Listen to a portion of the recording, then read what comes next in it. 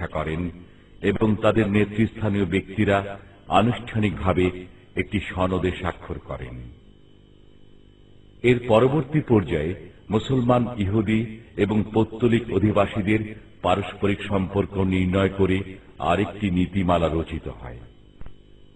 সব জাতিগোষ্ঠীর প্রতিনিধিত্বমূলক একটি সম্মেলনে সনদটি স্বাক্ষরিত হয়।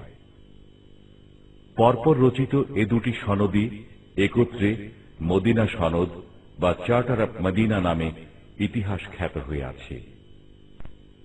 এই সাংবিধানিক চুক্তিটি ছিল মূলত একটি স্বতঃস্ফূর্ত গণজাগরণের ফসল।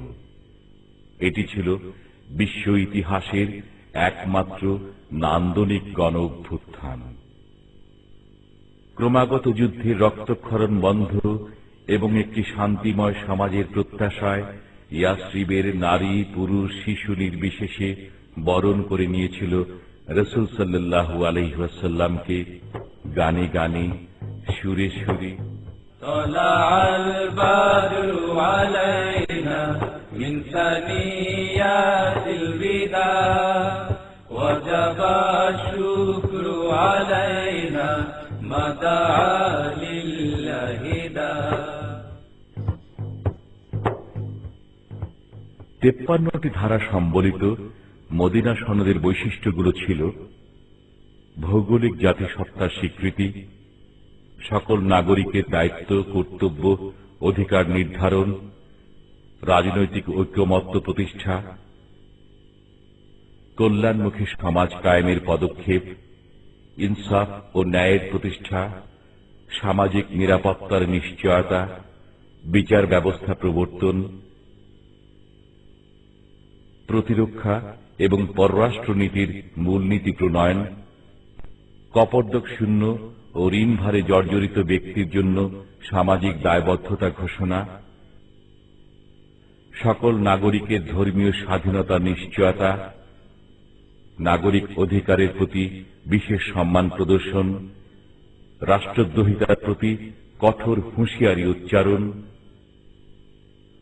গণতন্ত্রের প্রতি শ্রদ্ধা পোষণ, শান্তিপূর্ণ উদারনৈতিক সহাবস্থানের নীতি প্রবর্তন, আল্লাহর সার্বভৌমত্বের ঘোষণা এবং মূল্যবোধ ভিত্তিক শাসনতন্ত্র।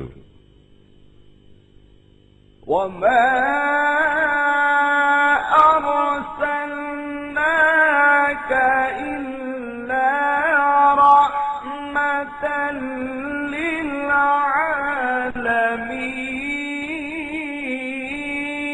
للعالمين।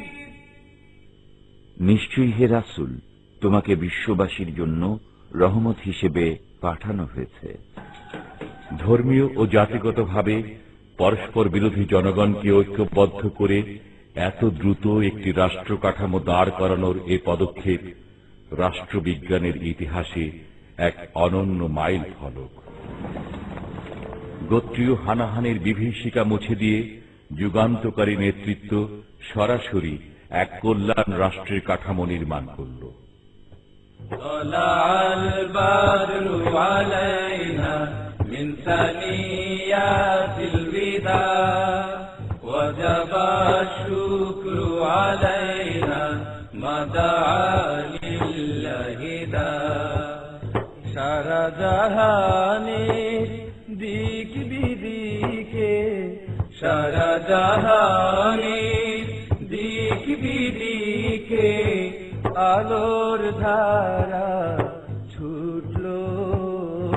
طلع البدر علينا من ثنيات الوداع وجب الشكر علينا ما دعا لله